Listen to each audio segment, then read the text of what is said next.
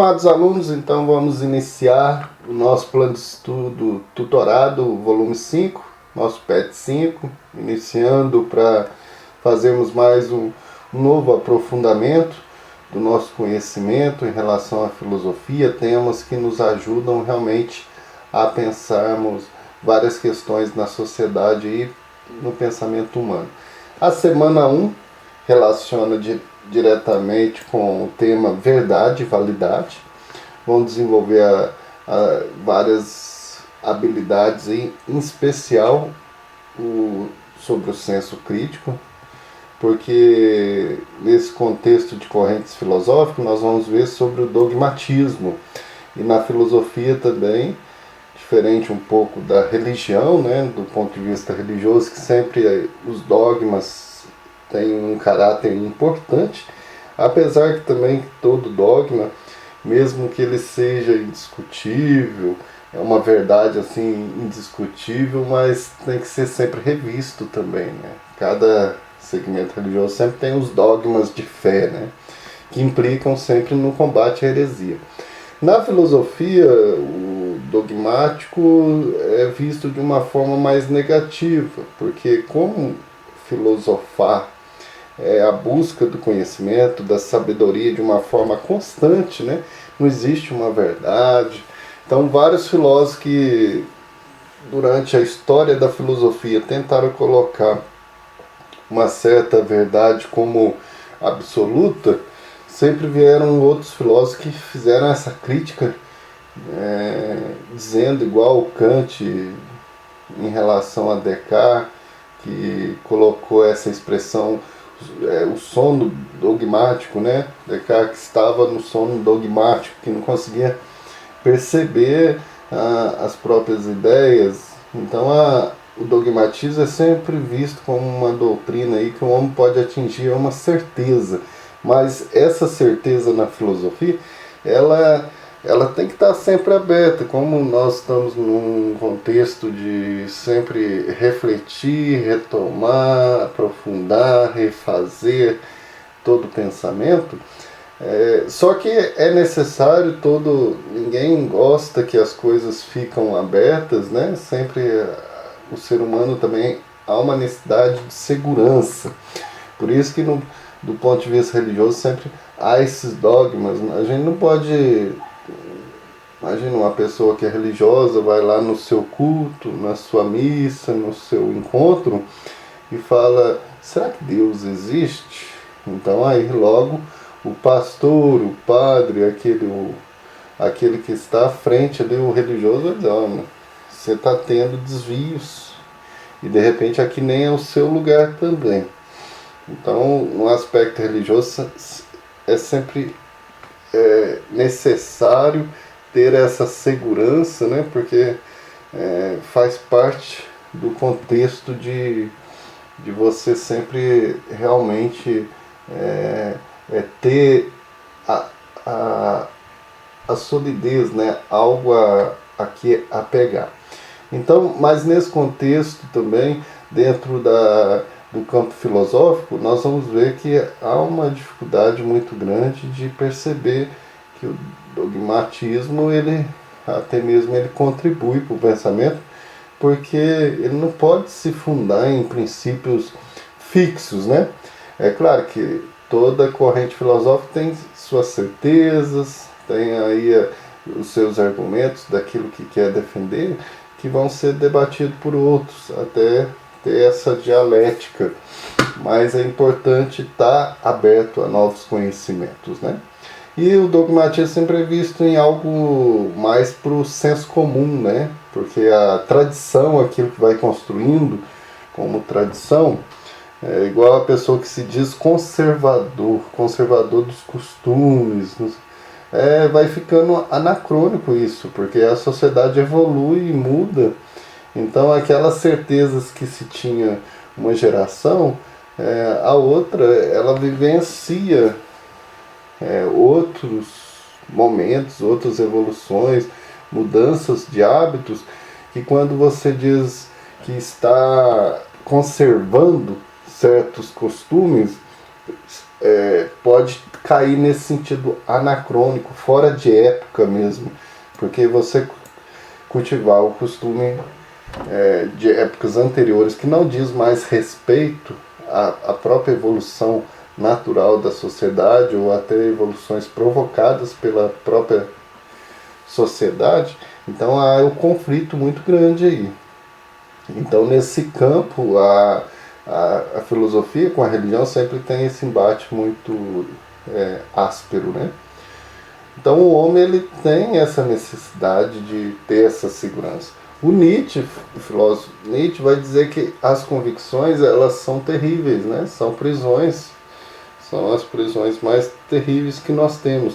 Convicções nesse sentido. Eu tenho essa ideia e acredito que ela é a verdade absoluta. Então a pessoa acaba se fechando num tipo de ideia, num tipo de visão, e não consegue mais visualizar outras coisas.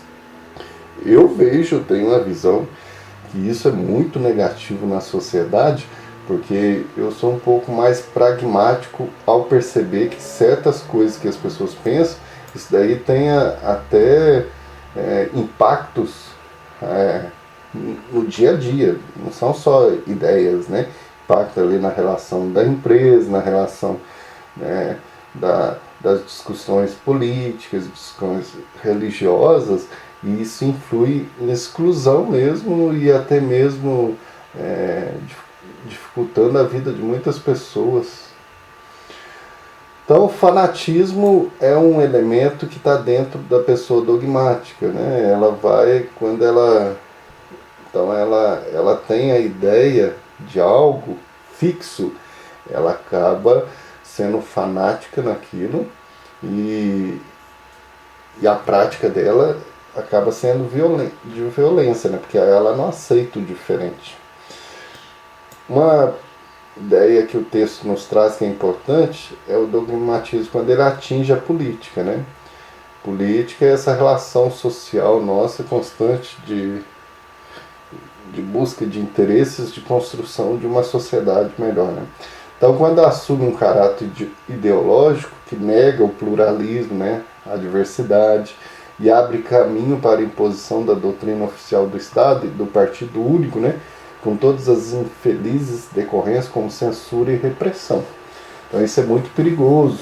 Quando uma pessoa governa, ela tem que governar para todos. Quando ela é dogmática, tem que ser assim, assado, por isso que as leis são importantes. E nós vivemos em épocas que estamos vendo muitos líderes aí durante o mundo, em vários lugares do mundo, porque tivemos até o exemplo do Hitler, né, que começou a excluir certas raças, certos povos, e se fechar numa única visão do que seria o povo alemão, né? Então nós vemos aí atualmente também muitos líderes que apresentam esse tipo de visão, né? Querer impor ao Estado, por exemplo, várias visões ideológicas e dizendo que aquilo é o certo e que o certo é a lei que é construída pela sociedade, né? As leis que devem governar um país. Quando são questões ideológicas, isso atrapalha muito. Então, se a gente perceber a história da filosofia, há sempre filósofos que vão criticando o comportamento de certas visões de certas épocas, né, para ir aperfeiçoando, para ir mostrando que a sociedade também é diferente. Não dá para você pensar igual os filósofos gregos, igual os modernos. O que nós estamos agora? Nós estamos na contemporaneidade. E o que significa ser contemporâneo, né? A gente usa muita expressão, nossa, eu sou moderno. Mas moderno, se a gente perceber nessa visão filosófica, é antigo, né? Moderno é antigo, porque nós estamos na contemporaneidade. A visão de mundo do ser humano e de mundo é diferente pelos filósofos da contemporaneidade. A razão não é a única a ser vista mais, agora é a existência, são elementos subjetivos também, que são considerados não apenas os objetivos, a ciência objetivista, né? Mas agora vários campos de ciência.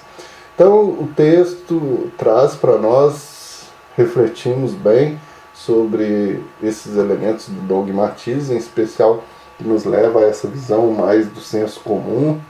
O dogmatismo tem essas características de nos conduzir ao senso comum, ao fanatismo, à violência, não é simplesmente física, mas de ideias, de imposição. Então é uma prisão, como diz e retoma o Nietzsche, nesse contexto de pensar o dogmatismo, e que muitas vezes ele é influenciado, um grupo que vai influenciando os seus membros, e tendo essa maneira única de pensar, né? E ele atrapalha muito numa busca do senso crítico, na busca da abertura mesmo de pensamento, de discussão, né? O dogmático, muitas das vezes, ele tem essa dificuldade de discutir as ideias. Nós temos nessa semana 2 atividades para você identificar. A primeira é objetiva, de você olhar a alternativa que corresponde aqui. Na história, vários tipos de dogmatismo, né? E mostrar qual que está correta aqui diante de várias correntes filosóficas. A segunda, então, a importância da ciência para até mesmo sobrepor as questões que é do senso comum, que é coisas de tradição que as pessoas vão fazendo sem pensar, né? E a ciência nos ajuda nisso. Aí são duas questões que vocês vão responder dentro delas. A primeira se dá 2 implicações políticas, né, do dogmatismo. Vocês podem pesquisar e dar exemplos, né? Atualmente, até o texto mostrou ali alguns elementos que fazem parte disso, quando o dogmatismo entra na política. A gente vê as consequências disso, né? Do ponto de vista da objetividade, né, explicar porque o conhecimento científico é superior ao senso comum. Aqui nós estamos lidando ciência e senso comum, senso crítico e senso comum, né? Por que é importante essa busca do conhecimento científico? Para termos, até mesmo evoluirmos e termos uma ideia mais tanto de ciência, de maior embasamento, e superar esses elementos aí da pós-verdade, elementos aí do senso comum, que hoje prejudica muito a nossa sociedade, né?